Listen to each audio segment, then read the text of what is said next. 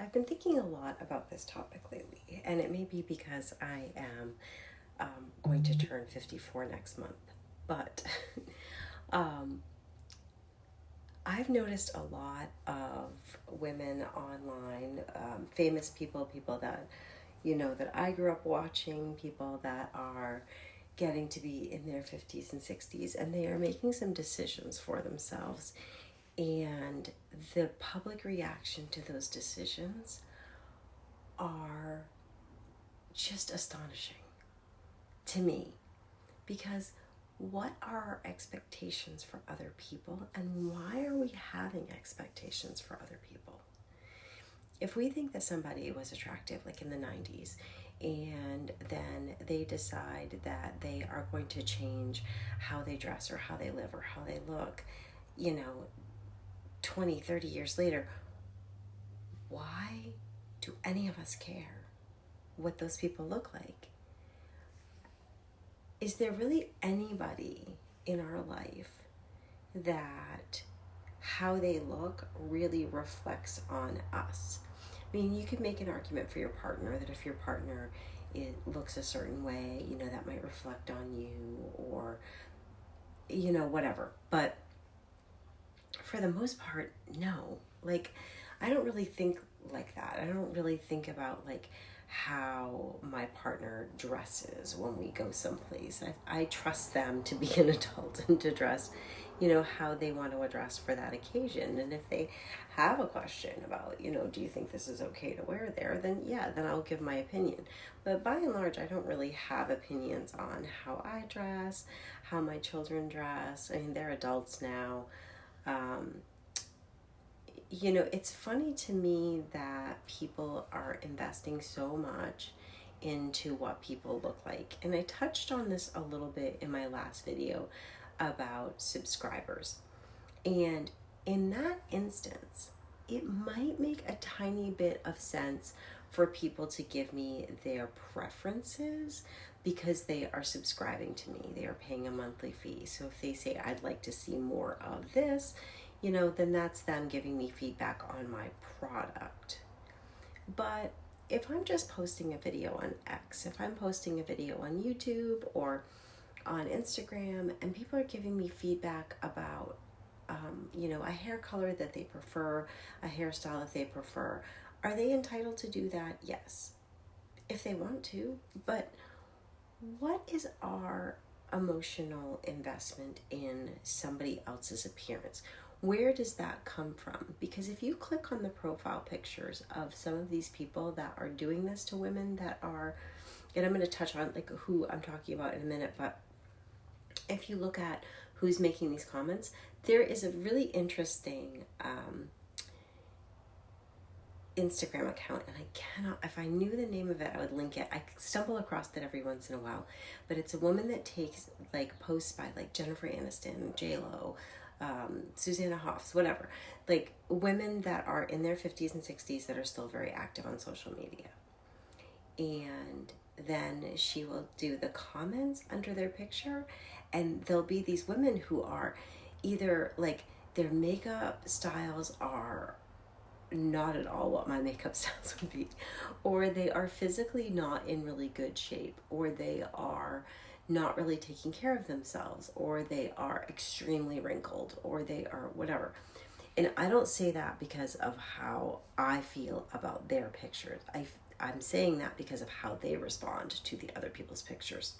So, Courtney Cox might appear on something, and then somebody will comment like, wow, she's not aging very well. And then you look at the person's picture, and you can kind of click through their feed, and you see that, well, who are you to be commenting on how she's aging? And there's been two prime examples in the last little bit that I've noticed. One of them, of course, is Pamela Anderson. Absolutely gorgeous in the Baywatch era's Playboy, perfect makeup, the bleach blonde hair, the red lips, the eyeliner. She was gorgeous for that time period. That was her look. That was her style. Everybody wanted to look like her. Her life was kind of a mess in terms of like her relationships and the trouble that she got into and some of the embarrassment that she found and things that happened. There was a lot of controversy surrounding her. Could she be on Baywatch and also in Playboy? There was a lot. There's a lot. But then she appeared at an event. I can't remember what it was. Met Gala something. Didn't do her makeup. Fashion Week or something. Didn't do her makeup. And everybody was like, oh, she's so brave. She left the house with her real face. And then it turned into, what is she doing? You know, why isn't she trying harder? And why would she want to look like this? If you've seen any of her personal videos where she's like showing off her garden, she's happier than anyone I know. She doesn't care. She's got money. I guess she purchased her grandmother's old house and restored it and is gardening and baking and living the dream. She's still making some movies and stuff. And, you know, she's appearing at events and she's still getting some brand deals and whatever.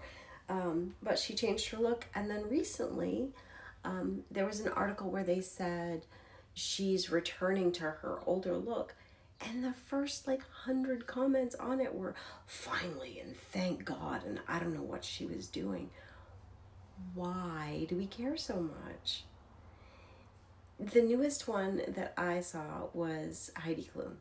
Heidi Klum, gorgeous. Funny Heidi Klum story that has nothing to do with anything, but it's going to be so typically me.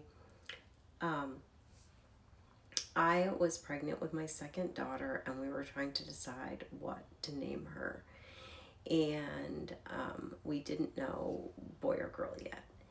And I had a dream that I came home from shopping, and I walked into the living room, and my then husband was sitting in the living room with Seal, who was Heidi Klum's husband at the time. And so they were talking, and he was like, hey, I heard you're having a baby. Congratulations. What are you thinking about for names? And I gave him a list of girl names, and then I was like, I think it's going to be a girl, but if it's a boy, I really love the name Henry. And he's like, yeah, Heidi and I have a son named Henry. Turns out I have a bird named Henry that's female, but I thought she was male at the time. So Henry is still a consistent name in my dreams and in my reality. I like the name Henry. But I had a dream about Heidi Klum's husband, and he was telling me about baby names. Anyway, so Heidi Klum she's about my age, and she is going through menopause. I wish I was. Anyway, every freaking month.